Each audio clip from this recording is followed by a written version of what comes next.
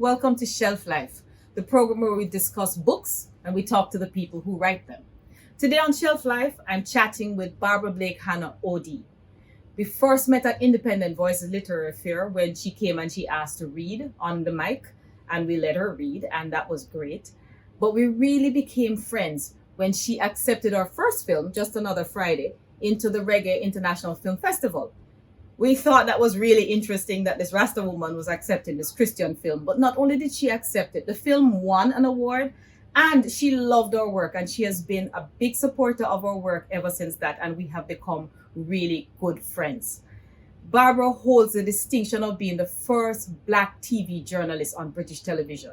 Yes, she was the first Black TV journalist on British television.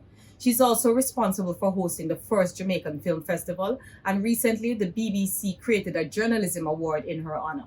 She's a filmmaker, a journalist, an author of several books, an inspirational speaker, and so much more. Enjoy this conversation that I have with Barbara.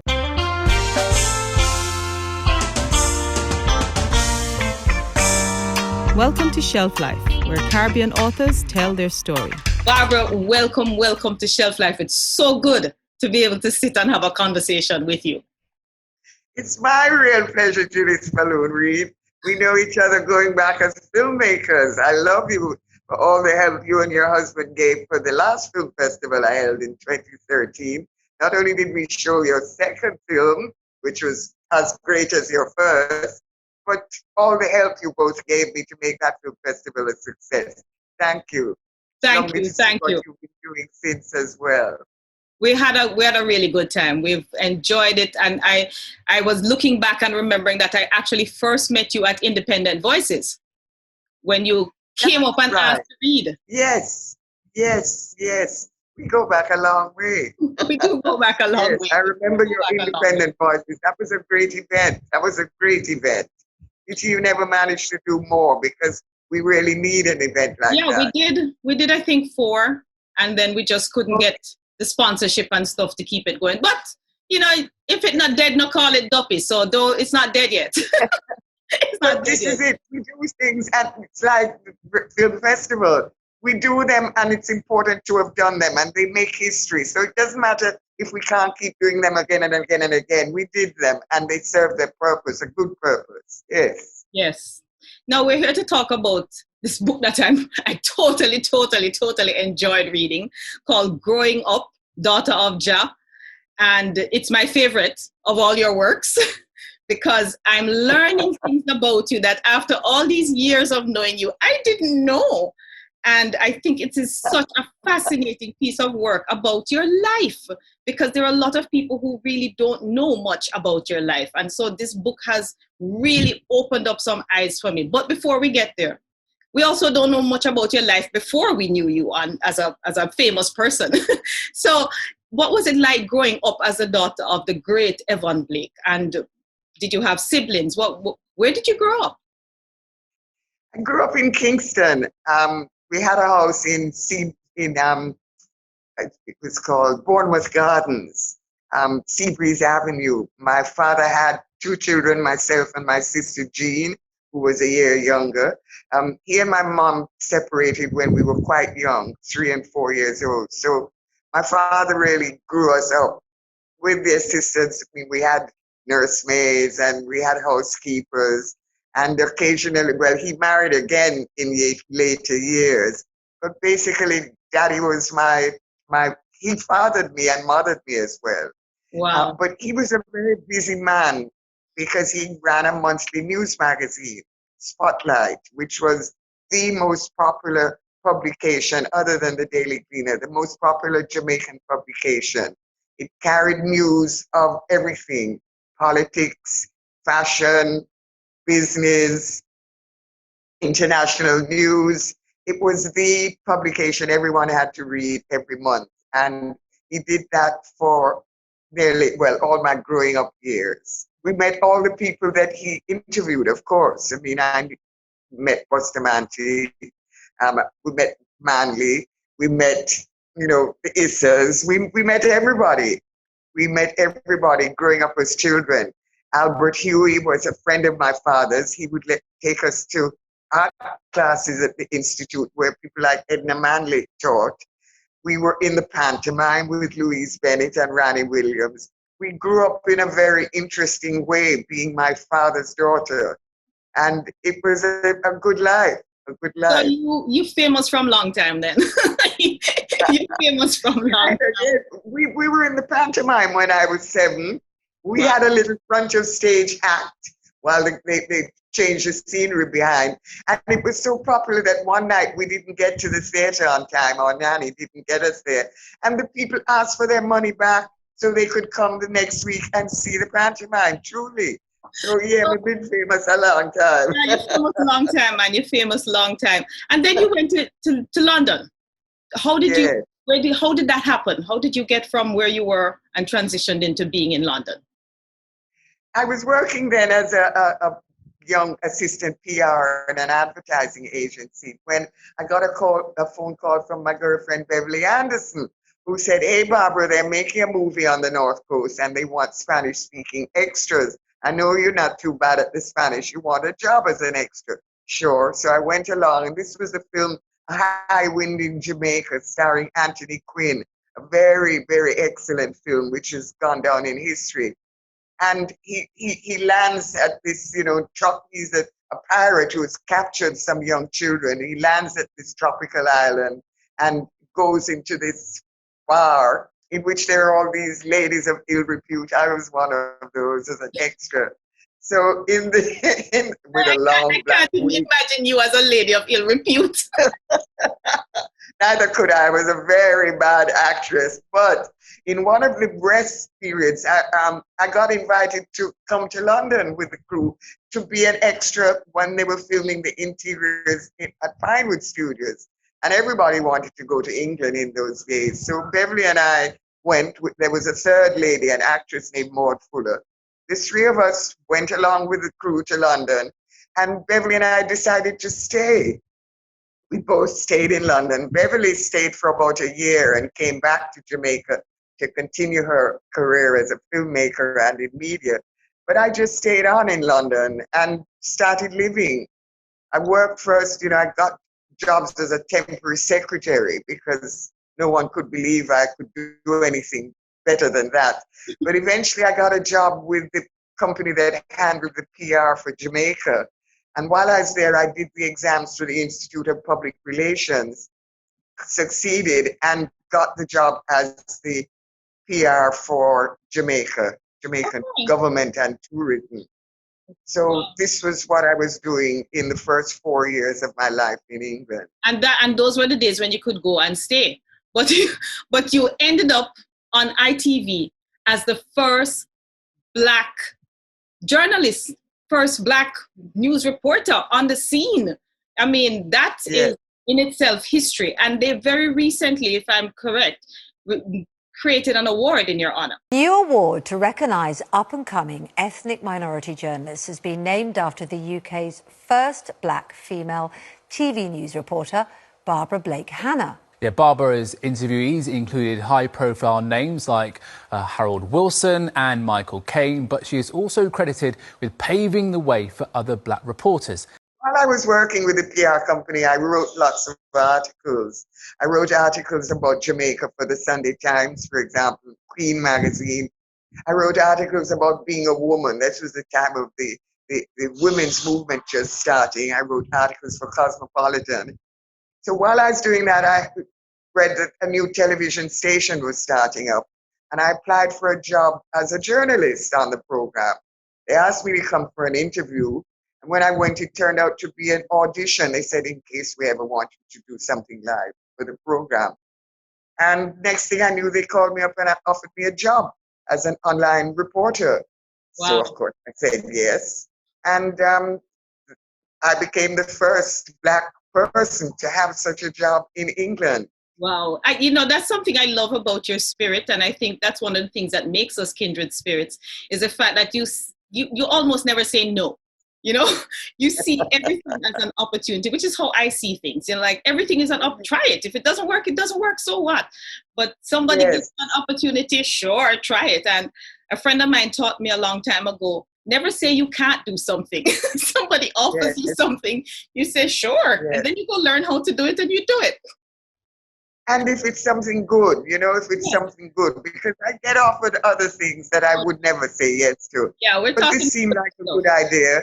I'd done some TV in Jamaica. Fred Wilmot used to host a quiz show, and I was the hostess assistant on the program.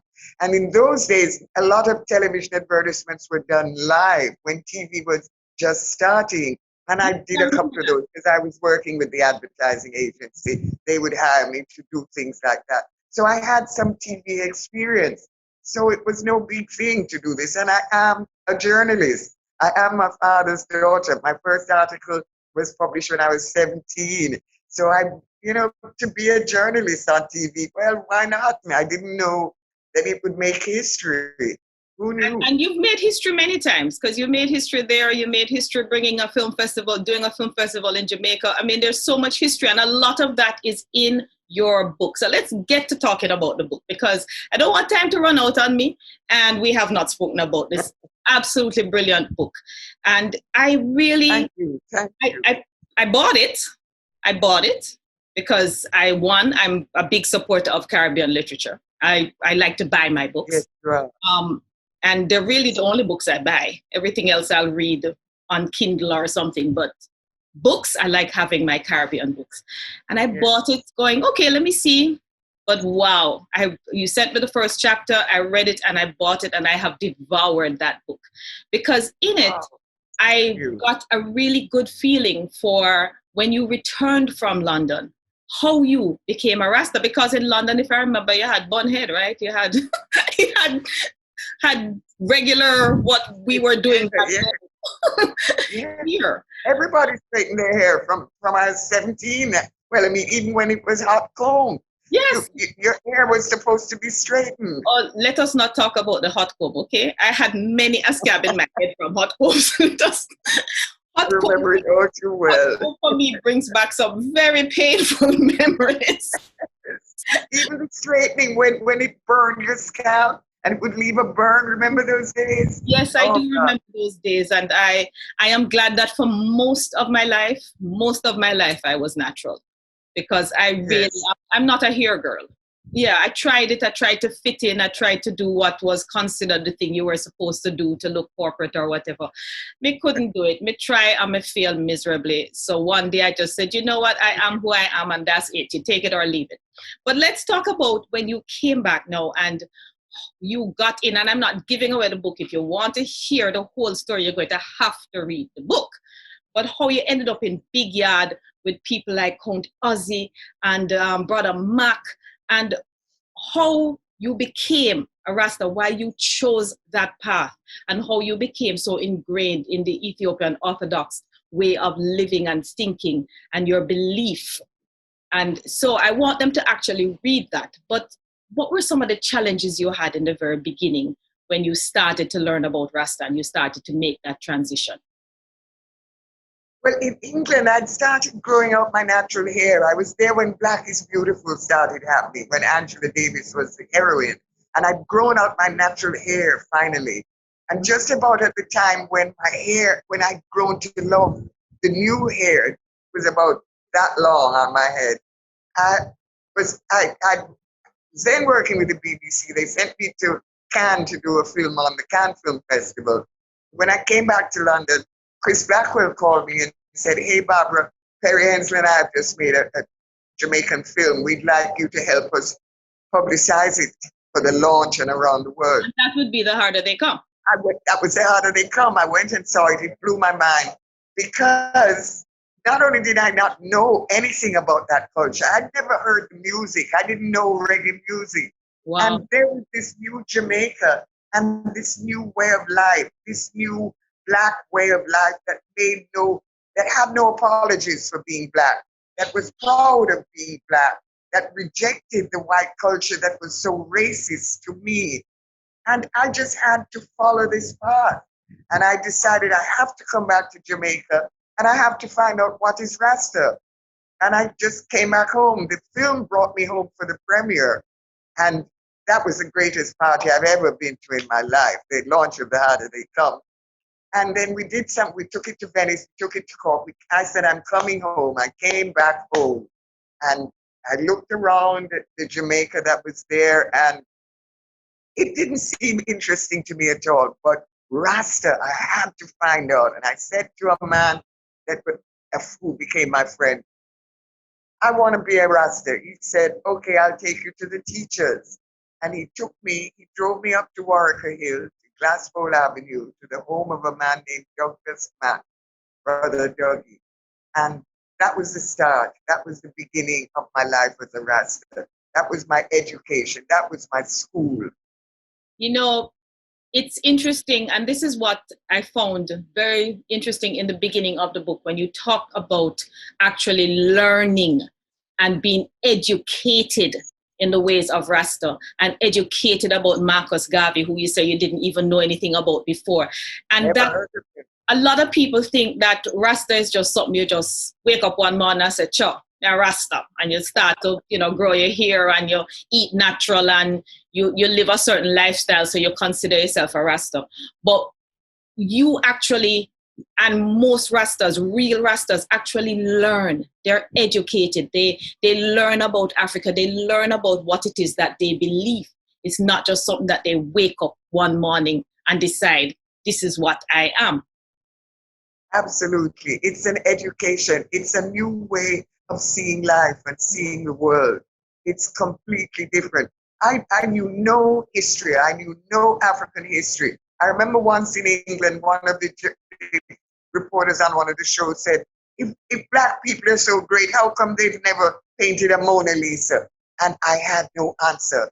I'd never heard of Zimbabwe.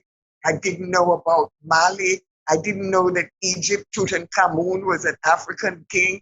I didn't know anything of my history. Rasta educated me. Rasta taught me who I was. I thought, Christianity was something that King James wrote about. No, we Ethiopians were Christians before King James translated the Bible into his English. It had existed from Acts of the Apostles, chapter 9, where the Ethiopian queen goes to Jerusalem to find out, who is this Christ we're hearing about? And she meets Philip this side of the Jordan, and he says, just believe and be baptized. She says, well, cool. He baptizes her, and she goes back to Ethiopia to found the first Christian church outside of Jerusalem. That's from way back then. I didn't know this. I thought Christianity was that white man with blonde hair and blue eyes, bleeding on a cross. We all did. Rastafari teach me different, because on the Ethiopian altar, you don't have a man bleeding to death. You have a mother and child. That is the veneration, is both woman and man. The mother, the Holy Mother, and her precious child. And they're Black. They're Black people. The Pope of England, I learned. They showed me him kneeling every morning in front of a picture of the Black Madonna and Christ. I thought, what? He reveres her. He says that's the holiest thing he can do each day of his life, bow before the Black Madonna. Wow. I learned these things. I learned this history. Yes, through these people who had seen this history, through an Ethiopian man, Emperor Haile Selassie, the foundation of the faith for us. He opened the doors to the faith for us, because he believed we had to go through that door and see what he was saying, what he was talking about. You know what I mean? One of his titles is Defender of the Faith, the Holy Faith, Holy and your passion is so great. It's wonderful to have that kind of passion for anything, anything good. It's lovely to have that kind of passion. So, that was the first thing that just grabbed me about the book, was just learning about what you learned, and the eye-opening revelation that you're not just a Rasta woman because you're dressed like one and you talk like one and you eat like one and you wrap your head. It's a lifestyle that you learned. It's something that you have become, and it's a transition, the same way that people transition into other lifestyles. But during your travels, now I really have to get to this, because this was like, I kept going, wow, and I kept writing more notes and more notes and more notes. And during your travels, you met some very, very, very interesting people because you also had some very interesting friends. And one of those friends was your friend Vanetta, who Yes. was a big Hollywood star, Blackula, and all kinds of huge movies that she was a part of. And she just passed away in like 2010, so she was around for a while. And through her, you met a whole lot of very interesting stars, the Stevie Wonders, and just some of the people that you met when you were hanging out in Hollywood with the Hollywood people. Well, Vanetta really was a very big movie star. And she was living with a man who was just as big, if not bigger, movie star, because he produced and directed films. That was Max Julian. And I met Vanetta in London when she was then just a young movie star, working mostly in Italy. She came over, we met, and she came over a couple of times, stayed with me. So this time she said, come to LA and stay with me. We've just bought a house in the Hollywood Hills. I went over and spent a wonderful, I was there for about 3 months with her. And Vanetta was at the center of her fame. We met everyone. I remember meeting Stevie Wonder, not just once at a nightclub. She introduced me, but Stevie said, oh, what? You and your friend from Jamaica, I'm doing a show in San Francisco tomorrow. Come. He sent us tickets. We flew down to San Francisco. Met Billy Paul. Yeah, you cook brown stew chicken for Billy Paul. Yeah, absolutely. Billy Paul was Max's great friend.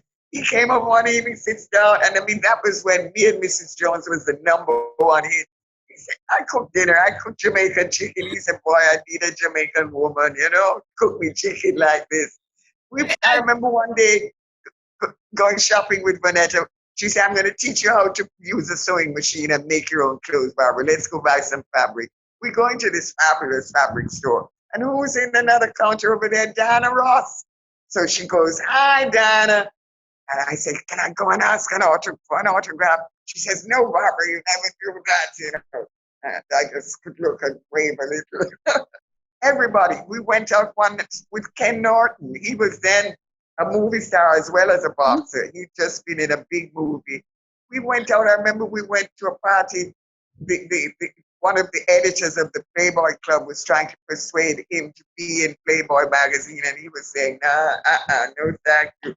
We met all those people. We met directors and producers. It was a real Hollywood scene. And because of her, I was able to do the Jamaica Film Festival with Black Hollywood films, because I said, why aren't we showing all these films in Jamaica? And so said, so done. Vanetta picked up the phone and she rang a few people and they said, yes, you can bring our film to Jamaica. So I picked up the phone and I rang my friend Beverly Anderson, who was then now married to Michael Manley. She was First Lady of Jamaica. And I said, hey, Beverly, we could bring all these movie stars and their films to Jamaica. Could you help? She said, sure, Barbara, I'll work on it from this side. I'll speak to Michael and see what the tourist board can do. And so said, so done. From Hollywood to Jamaica, we did the first Jamaica Film Festival. And a couple more after that, and then you parlayed that into the reggae. We did 3, but yes, that was enough. The first one was really the greatest. I like that. Yes, without a doubt. We brought 35 movie stars to Jamaica, movie stars and producers. Yes, wow. Yes. Wow. Yeah, and those of us who are following in your footsteps are grateful for your teaching. Thank you very much, Sensei. Thank you very much. I love you. But as a journalist, you also met some other interesting people. Like, I was surprised and totally intrigued about you meeting Saddam Hussein in his palace, to say the very least.